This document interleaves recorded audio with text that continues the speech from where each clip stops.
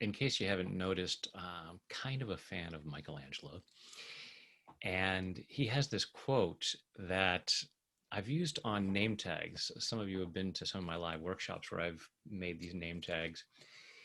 And on the back, it has this quote: Lord, make me see thy glory in every place.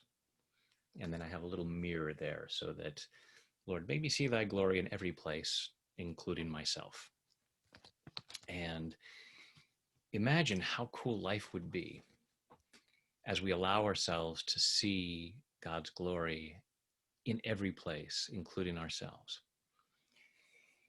So let's clear any resistance to doing that, shall we? Taking full responsibility for your own well-being. And feel free to change the wording if you're uncomfortable with the G word. You can leave that out, say, I choose to see glory, whatever works for you.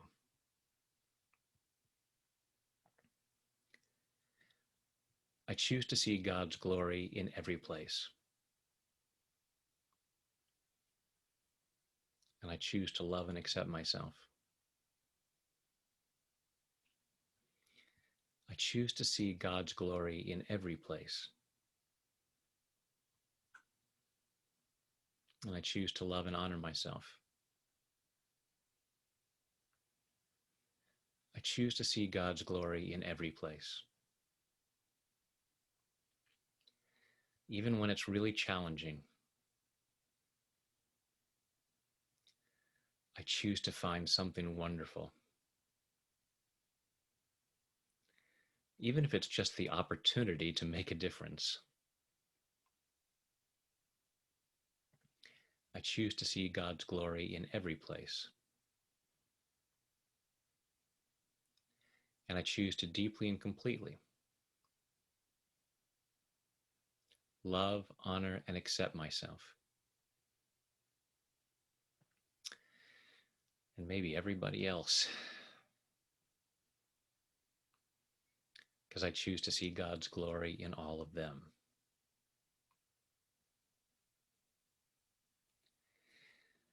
I choose to see God's glory in every place. I choose to see God's glory in every place. I choose to give myself permission to be more aware of it. Sometimes it's more obvious than others. But even in those places where it's obvious, I don't always allow myself to really see it. I don't always take time to stop and smell the roses.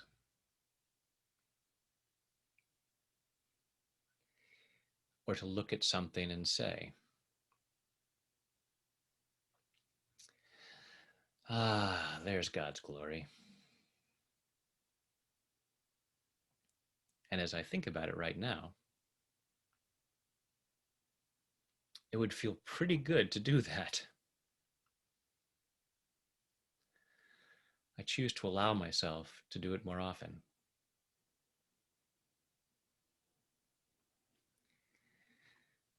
Including with myself. So that when I look in the mirror,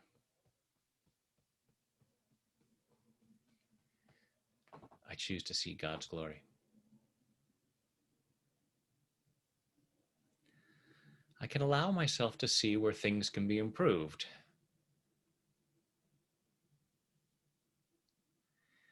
Seeing God's glory doesn't mean assuming perfection.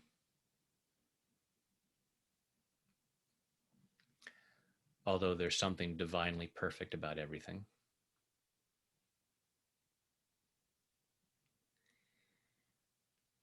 But I can allow myself to see the glory. And then allow myself to enhance it. And I choose to see it in other people too.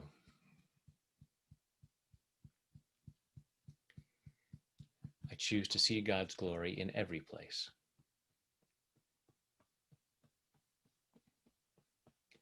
And it's really hard at times. There are certain circumstances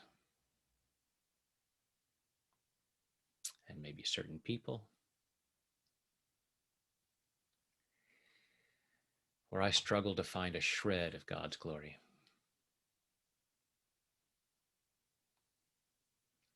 I choose to be open to the possibility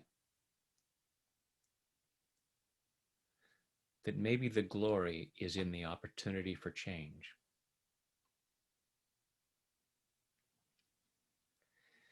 Maybe the glory is in what it brings out in me.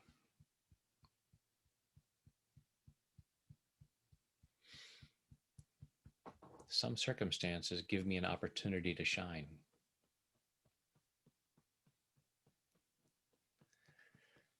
So I'm allowing myself to see that glory.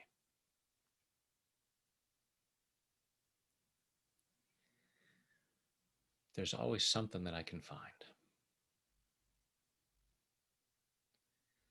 Lord, make me see thy glory in every place. And help me clear the resistance to doing it. Clearing this resistance to seeing God's glory. All these reasons why I couldn't or shouldn't see more of it. Clearing these at a cellular level. Clearing them all the way back through my past. Back through all the times I was taught to look for what's bad. I was taught to look for what's wrong. I'm allowing myself to see what's not right. And see the glory of the opportunity.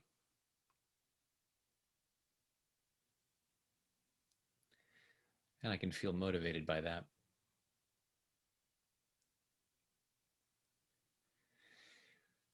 Clearing all this fear that if I allow myself to see God's glory in every place, that I won't feel motivated to make changes. As I look at social challenges, maybe I'll say, I see God's glory. Nothing to do about that. I'm clearing my fear of that. As I allow myself to see more of God's glory, I can feel even more motivated to enhance it. And as I see more of God's glory in me, I'm even more motivated to share it. So I'm allowing myself to see more of God's glory in body, mind, and spirit. Take a deep breath.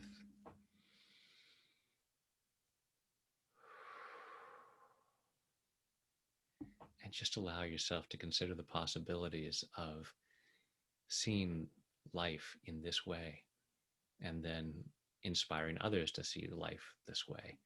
And how cool would that be? And when it gets challenging, I'm here for you. Thanks for setting yourself free to enhance that glory. It's there inside of you. Thanks for sharing it.